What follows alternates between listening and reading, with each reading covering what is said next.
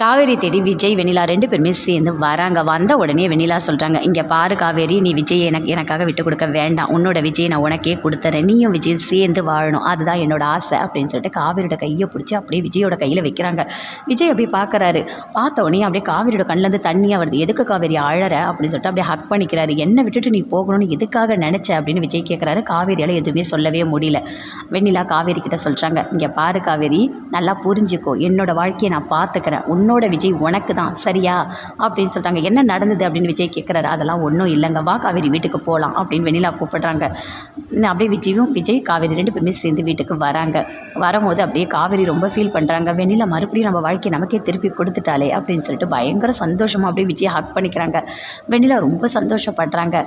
எவ்வளோ பாசம் 2 பேருக்குள்ளே, இவ்வளோ பாசத்தை நான் பார்த்ததே இல்லை. ஒருவேளை நான் விஜயை கல்யாணம் பண்ணால் கூட இந்த அளவுக்கு பாசமாக நடந்து பண்ணான்னு எனக்கு தெரியல அப்படின்னு சொல்லிட்டு அப்படியே வெண்ணிலா பார்க்குறாங்க. 2 பேருமே சேர்ந்து வராங்க. எல்லாருமே விஜய், காவேரி, வெண்ணிலா 3 பேருமே வராங்க.